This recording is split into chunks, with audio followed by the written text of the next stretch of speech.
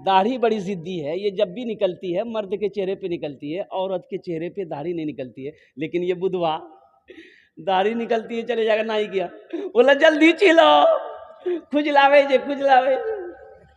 दाढ़ी कहती है तुम छीलो मत, तुम मर्द हो, मत छीलो। दाढ़ी कहती है तुम मत छीलो, तुम मर्द हो। ये कहता नहीं हम मर्द नहीं, हम वही हैं, जल्दी छीलो। अच्छा देखिएगा, एक अब उसको कहिए एक जमात है ट्रेन में आप लोग सफ़र करते होंगे, देखते होंगे, ट्रेन में एक जमात भीख मांगती है। वो जमात कौन सी जमात है वो समझ रहे हैं? समझ गए? हाँ, सब समझदार बैठा। हाँ हिजड़ा और कुर्बान जाइए। और शेख मैं आपको क्या बताऊं, मैं तजर्बा कर रहा था कि भाई मैं ट्रेन में सफर कर रहा हूं। अच्छा वो लोग दो तीन चार पांच जमात लेके चलते हैं, तो वो लोग चलते हैं, तो ट्रेन में चढ़ता यहाँ मौलवी साहब हमसे कभी पैसा नहीं मांगा, कभी नहीं। ताज्जुब वाली बात है भाई, मैं बड़ा हैरत में था कि भाई आखिर ये लोग पैसा हम लोगों को देख करके दूर काहे भाग जाता है, ये सबसे पैसा ले रहा, हमसे पैसा नहीं ले रहा। और नौजवान सब कहता था ए टटवा दे वो निकाल 10 टकिया। बाप रे बाप, किसी से 10 टका, किसी से 20 टका, किसी से 100 टका, किसी से 200 टका, सबसे ले रहा। हम भी डर गए कि बाबू हमको भी टच ना करे, लेकिन मेरे पास सेम नहीं आया। तो उन्हें देखा कि जब भी देखा स्टेशन में हो, प्लेटफॉर्म पे हो, लेकिन पैसा नहीं ले रहा। एक दिन बैंडिल से हम गाड़ी पकड़े किशनगंज के लिए, तो 2 4 5 चढ़े, तो मेरे भी ख्वाहिश हुई, 10 रुपए का नोट निकाला, मैंने बढ़ाया कि बाबू इसको ले लो। बोला नहीं मौलवी साहब रखिए आप। बोले रखिए, इधर आओ इधर आओ। उसको बोला है, हम बोलेगा अच्छा ये बताइए आप लोग हमसे काहे न पैसा लीजिएगा? बोला नहीं लेंगे। तो काहे न लेते हो, काहे न लेते हो? तो बोला कि हम लोग दाढ़ी वाले को मर्द समझते हैं, हम लोग मर्द से पैसा नहीं लेते हैं। बात समझ में आ गई कि हम लोग मर्द से पैसा नहीं लेते हैं। इसलिए मेरे नौजवानों, मेरे बच्चों, अपने चेहरे को दाढ़ी से सजाओ।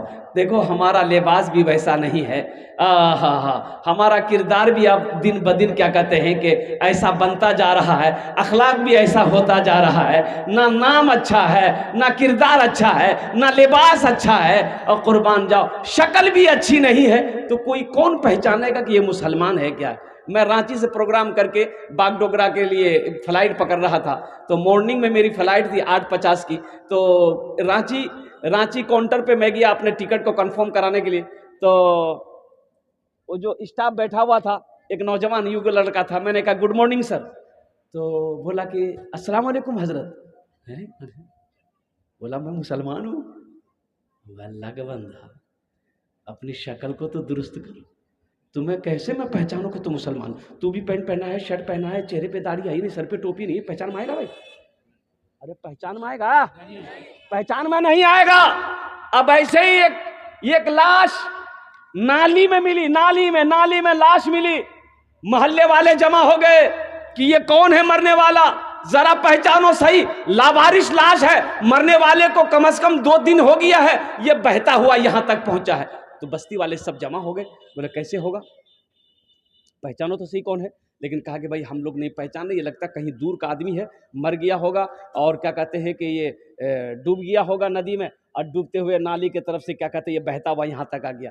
तो गांव वालों ने कहा कि देखिए भाई हम लोग का फर्ज बनता है कि ये लावारिश लाश है, हम लोग इसको निकालो, गुसल उसल दे देंगे और जनाजा पढ़ के दफन कर देंगे। तो कुछ लोगों ने कहा कि अरे भाई पहले देखो तो सही, ये हिंदू है कि मुसलमान है?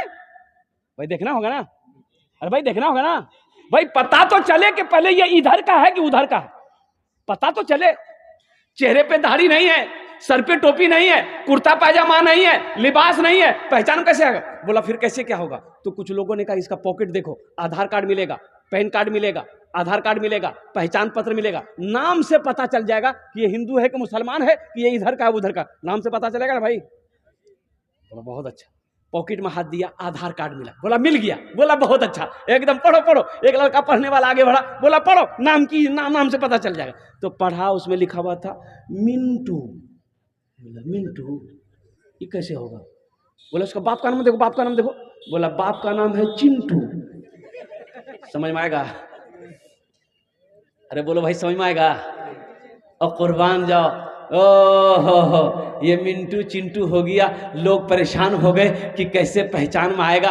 तो एक बूढ़े मियाँ बोले, कह रहे तुम लोग काहे इतना परेशान हो रहे हो, एक आइडिया और है, उससे एकदम साफ पता चल जाएगा कि ये इधर का है कि उधर का है। अब वो आइडिया क्या है हम नहीं जानेंगे, आप लोग समझ गए हो, समझ गए? अच्छा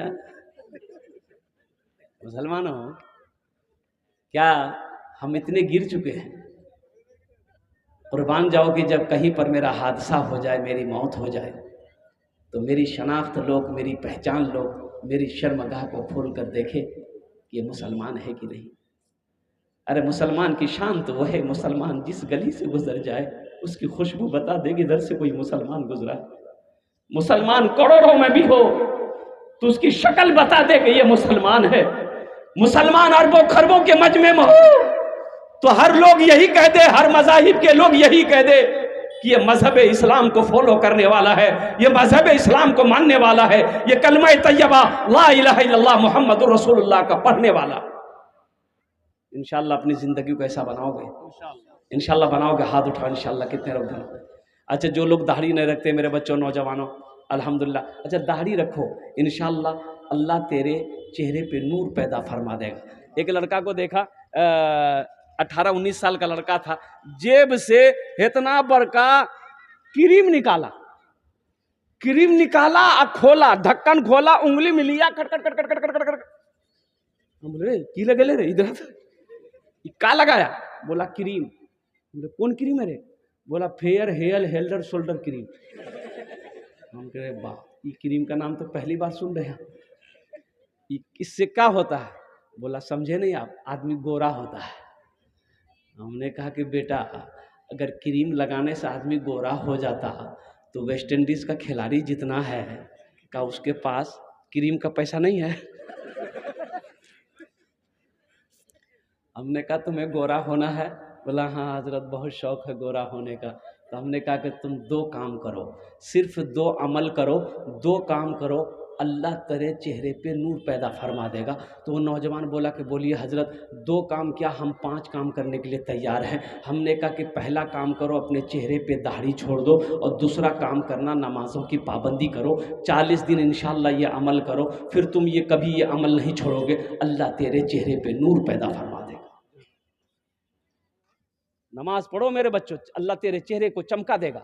नमाज पढ़ो, चेहरे पे दाढ़ी सजाओ। मर्द की शान, पंजाबी लोगों को देखे हो बगैर दाढ़ी का पंजाबी को? अगर बगैर दाढ़ी का पंजाबी को देखे हो, पंजाबी जो भी है वो दाढ़ी वाला है, बगैर दाढ़ी का पंजाबी नहीं है। एक बात याद रखना, हिंदुस्तान के क्रिकेटर खिलाड़ी हरभजन सिंह भी आया था। अरे हरभजन सिंह आया था ना, वो भी दाढ़ी रखा था। लेकिन कुर्बान जाओ मुसलमानों, ये दाढ़ी मेरे लिए थी। मर्द की शान, दाढ़ी मर्द की शान है, मोमिन की पहचान है। दाढ़ी नबी की सुन्नत है, एक अजीम सुन्नत है।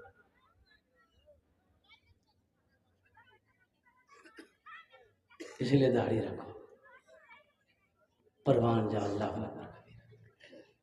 इसलिए मौजूद सामने कह रहा हूं, मैं ये कह रहा था मेरे बच्चों कि आखिरत की तैयारी, कब्र की तैयारी, तो लोगों ने पहचाना, वो लाश जो मिली थी ना, लोगों ने पहचाना, बोला कि नहीं मुसलमान है। तो फिर क्या किया जाए? तो बोला कि भाई देखो चंदा करते हम लोग, और कफन दफन का इसका इंतज़ाम करो। तो लोग चंदा किए, कोई 50 टका दिया, कोई 100 रुपया दिया। लोग इसी तरीके से चंदा किए, चंदा करके कफन का इंतज़ाम हुआ, गुस्ल दिया, जनाजा पढ़ के दफन कर दिया। और पता है सिर्फ 2 दिन के बाद, दफन करने के 2 दिन के बाद एक VIP गाड़ी उस बस्ती के अंदर घुसती है। लोग निकलते, लोग जमा हो गए, भाई ये कौन है, ये लोग इस बस्ती में क्या कर रहे हैं, VIP लोग। तो लोगों ने पूछा कि ये बताइए आप लोग 2 दिन पहले किसी लावारिस लाश को दफन किया है? लोगों ने कहा कि हम लोगों ने दफन किया है। उसमें से 2 लड़का जारो कतार रोने लगा। तो गांव वालों ने पूछा कि मरने वाले से आप लोगों का क्या रिश्ता है? उन नौजवानों ने कहा कि जिसको आपने दफन किया है वो मेरा बाप था। और सुनिए, जिसको आप लोगों ने चंदे का कफन से पैसे, चंदे के पैसे से कफन पहनाया है ना, वो कोई आम आदमी नहीं, वो कोई आम आदमी नहीं, अरबपति आदमी था। उसकी हवेली दिल्ली में है, उसकी कोठी पटना में है, उसकी हवेली कलकत्ता में है, उसकी हवेली बंबई में है। कई मिलों का मालिक था। और कहने वालों ने कहा आहा हा हा, कैसी मौत मारा कि अपने पैसे का कफन तक नसीब नहीं हुआ। इसलिए नौजवानों एक बात याद रखना, जिसकी जिंदगी अच्छी होगी उसकी मौत अच्छी होगी, जिसकी जिंदगी बुरी होगी उसकी मौत बुरी होगी। इंशाल्लाह अपनी जिंदगी को अच्छा बनाएंगे, इंशाल्लाह भाई, ये जिंदगी को अच्छी बनाएंगे इंशाल्लाह। अल्हम्दुलिल्लाह, जिंदगी को अच्छी बनाओ, मौत अच्छी आएगी। जिंदगी एक बुरी रहेगी मेरे बच्चों, मेरे नौजवानों, अच्छी मौत कभी नहीं हो सकती है। एक आदमी जिंदगी भर शराब पीता रहे, उसकी मौत मस्जिद में नहीं हो सकती है। अल्लाह अकबर कबीरा। तो मेरे नौजवानों, मेरे बच्चों, आखिरत की तैयारी करो। मौत बरहक है। मिनहा खलकनाकुम व फीहा नुईदुकुम व मिनहा नुखरिजुकुम तारतन उखरा। मेरा अल्लाह कहता है मैंने तुम्हें इसी जमीन से पैदा किया है, फिर एक दिन इसी जमीन पे मिला देंगे, फिर एक दिन इसी मिट्टी से हम तुम्हें दोबारा जिंदा करेंगे। कुल्लु नफ्सिन ज़ाइक़तुल मौत सुम्मा इलैना तुरजाऊन। हर शख्स को मौत का मजा चखना है, फिर तुम सबको मेरे पास आना है। तैयारी करोगे इंशाअल्लाह? अरे बोलो भाई, सारा मजमा बोलो, हाथ उठा के बोलो, तैयारी करोगे आखिरत की, कब्र की तैयारी करो, हशर के मैदान की तैयारी करो। यही तैयारी करने के लिए अल्लाह ने दुनिया में पैदा किया है। बिरयानी खाने के लिए अल्लाह पैदा नहीं किया। ये जो 60 साल 70 साल 80 साल गुजार के मरोगे ना, तो अल्लाह पूछेगा दुनिया से आया क्या लाया? मेरा बंदा दुनिया से आया है, क्या लाया? क्या कहोगे? अल्लाह मोबाइल लाया। अल्लाह को क्या जवाब दोगे?